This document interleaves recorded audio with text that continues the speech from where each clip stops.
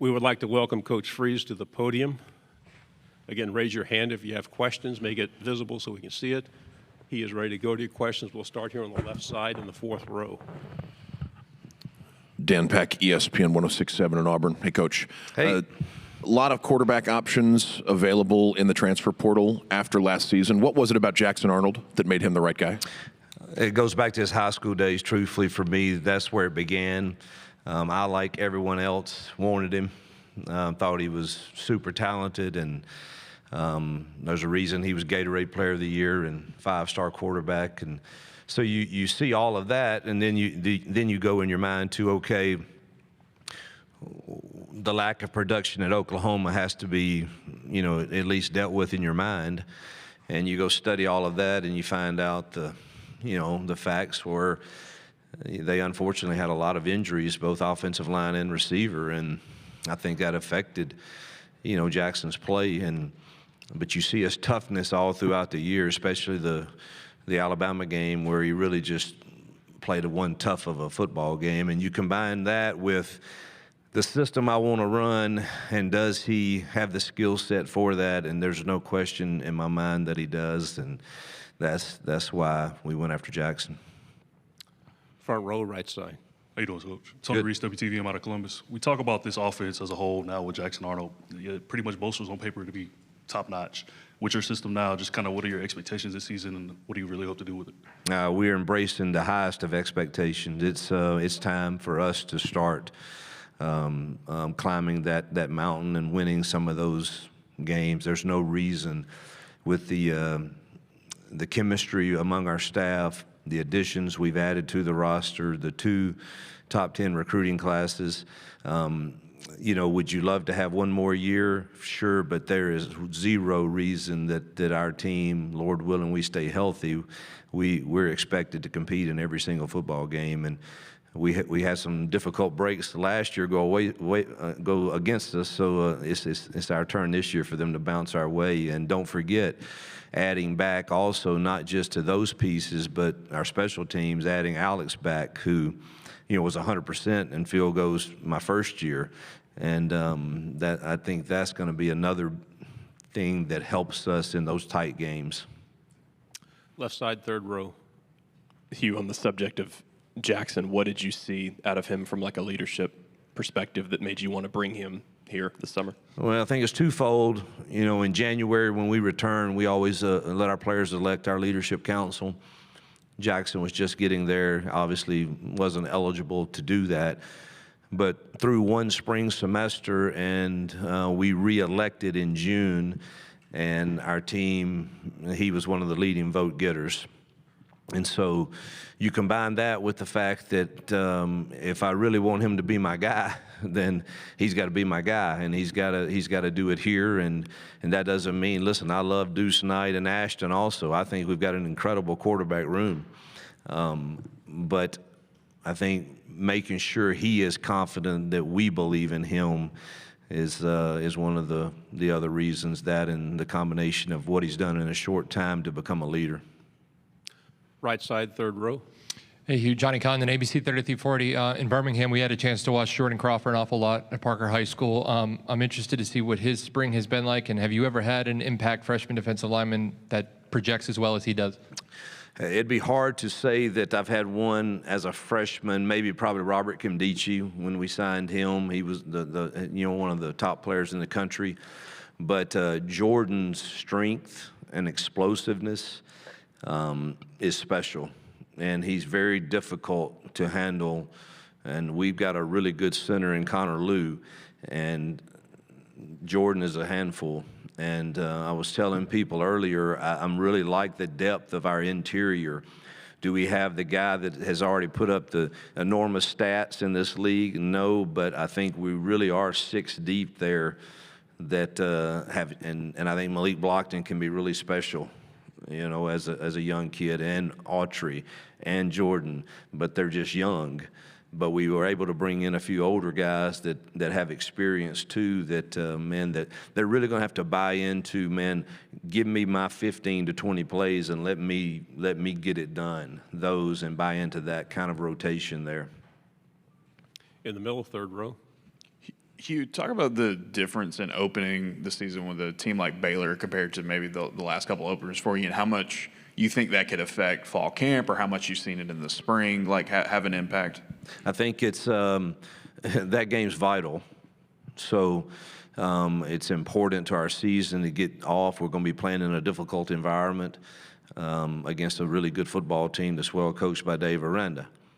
So when you put all of that on paper, the importance of it, there's no question that our focus throughout fall camp should be heightened. And this is not a game that you open up with and you sleepwalk at all and expect to win. And that sense of urgency should be seen all throughout camp as we get ready for that one. So I kind of get excited about that, and I think our kids will follow. Right side, fourth row. Coach Freeze, Thrift Behringer, Sports Visions out of Columbus. I know there's a lot of hype surrounding how talented the receiving core is, but I want you to talk about that offensive line led by Connor Lew. What's your expectations with them, and how excited you are about this group that's the best it's been in a couple of seasons? Well, you said it. That's what I believe. I think it's the best it's been since we've been here. And Connor is an anchor of it. He and Jeremiah Wright, and I know those guys now, and so I believe strongly in them. And Dylan Wade, who are all some of the guys we brought in that will formulate that interior, and being able to get Tall back for another year, added to bringing in Mason and X. I'm with you, and then we like these young kids, that a couple of them will probably going to need to play. You very seldom get through a year where everyone remains, totally healthy at that position because of the wear and tear that the body has. But so we'll need to develop some of these younger guys. But we can roll our top 7 to 8 out there and feel really good about them. Front row. You brought Connor, Keldrick with you. Those are two guys that have a pretty special part of this because they were kind of the first couple of guys that you really went after in a recruiting cycle. How special is it to have those guys here and be leaders after winning those battles that first December? Yeah, I was talking to, I think it was, John Cohen was reminding me and some others, that first year we had, 2.5 weeks, and we took a big jump in the recruiting rankings, and largely because of Keldrick Falk and Connor Lew and Kay Lee, and there's others, but those two were kind of the bell cows, in the rankings for sure. And to have those two guys, trust us, knowing us 2.5 weeks, says a lot about Auburn, truthfully, and them wanting to be in that environment. And then our coaches did a good job in a short amount of time of convincing them. But those are two, of the first, and I'll tell you, they were also both what I consider to be reasonable in, look, this is fair. Come and earn your way, and you'll be blessed. And heck, both were, I guess, freshman All-SEC, I believe. And, I think their experience at Auburn would be one that they would say has been very transparent, very authentic, very genuine, and can't wait to play this year. Second row and middle. Jerry Humphrey III, AO.com. Coach, you've been doing this for a long time. Would you say this fall is one of the more important seasons of your career? Man, I embrace the expectations of Auburn. You should have them there. And I think every season you should have the expectations. But the exciting thing now is I really like this locker room. And, I like the kids. I like coaching them. I like our staff. And I think we are primed. It's time now to be in every game and then start finding a way to win them by doing the little things better that we didn't last year. Left side on the aisle. Hugh, you and John Cohen have kind of mentioned y'all's game plan right now with pertaining to August 1st and things like that. But what is your message in particular to this recruiting class, maybe about some of the recruiting slides you've had of late? Yeah, we're very transparent, maybe to a fault. But we're obviously operating under what we believe the intent of the settlement was, and we're really straight with them. Our interpretation is we can discuss with our our prospects, their portion of a revenue sharing model, And that's all that we can really, promise right now, and that's the way we're operating. And I assure you that our administration will have a plan to change if that ever changes, but we believe that to be, the way it's designed, and, we'll see where that goes. Front row. Coach, going back, Tony Reese, WTVM.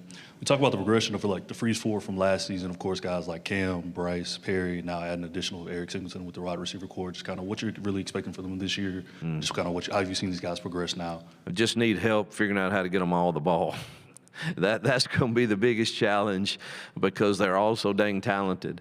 And they all have different skill sets and do things a little bit better. And, if you're throwing an RPO to a one-on-one guy, you want Cam Coleman doing that, and you want Malcolm running this route, and Eric and Perry, and you add Horatio to it also. And, it's a very talented room. And you got to figure out a way, though, to get certain guys the ball that can make plays with it, and you got some in that room, whether it's Malcolm and Eric in the run game or screen game or whatever you have, or whether we got to design a shot here. And, obviously you design great shots if it's the right coverage, and you got to have you can't have the mentality of, hey, we got Cam Coleman, so we're taking this shot and we're going to throw a post into a one-high look. You don't do that. But you have to have those ready to be called, because you've got to give people like Cam and Perry, these big guys, the opportunity to go make those plays, and then figure out a way for those skill guys like the Bryce and Eric and Malcolm to do the things they do. Left side, second row. Tyler Shaw with KBTX in College Station. I know he didn't get a lot of playing time, but Mike O'Reilly, a tight end that transferred out. Just what kind of potential and what kind of player do you see in him? Yeah, we didn't want to lose him. We thought he had a huge upside. He's an athletic, big guy that just got really caught behind Rivaldo and Luke and B. Frazier. It was just a deep room, and but I think he's got great potential. Two final questions. We'll start on the right, and then we'll go back in the back on the left. Toby Rowland, KWTV. Coach, because of the way last year went for Jackson, is there scar tissue that you've had to work through with him mentally, or did he show up with confidence and swagger? Yeah, the judge of that, I think, will come. I actually we are doing personality tests for our entire building, and I really enjoyed studying that on Jackson and myself. And the owner of the company kind of came and sat with me and went through my coordinators and the quarterbacks and gave me his, ideas. And I thought he was brilliant. I really do. And it helped me a lot understand, how Jackson and Deuce and Ashton, how do they need to be coached by me? Because I can be, as he pointed out several times, I can be that Michael Jordan side of, you got to get this right. Why didn't you get it right? Instead I probably need to be more of the Scottie Pippen sometimes with some quarterbacks. And I think it's helped Jackson and I and Deuce and I, because I know even when I see them right now, I saw him sitting out there, the things that we discussed in that meeting immediately popped to my mind about, all right, what is it that Jackson needs to hear from me right now? Or what is it that Deuce or Ashton? And I need to do the whole team. I just don't know that I can, my memory's that good, but it's been very helpful. And I think he had to regain confidence. And I think that we've taken a lot of steps toward that, and I feel really good about that right now. Ultimately, I don't think there's any way you're going to really judge it until we hit the field. But he's got the swagger right now and the respect of this football team and a great understanding of our offense. Final question, left side. Fourth. Coach, Auburn at times last year struggled to convert red zone possessions into touchdowns. What are the keys to reversing that? Yeah, you know, I've said publicly, you know, in our study of why we weren't as successful as we wanted to be last year, you know, what are the pieces to that? And started with turnovers, we were dead last. Then you go to red zone scoring, which you just referred to, and critical downs on defense and kicking game, not being successful on the field goals we needed to be successful on. And so we spent extensive amount of time studying. First, you look at us as coaches. How do we coach it better? Are we running the right things against the right looks? And so you look at our part in the lack of success in that area first, and we did that all spring. And then you go and add more pieces to the roster that give you a better chance to at any place succeeding. And so again, you start with you as a coach. How do we coach it better? And stay and be better in those critical areas that decide the games usually, and then you know, add to the pieces that can help make those plays successful. Coach, thank you very much for your time. Good luck this Thank season. you guys.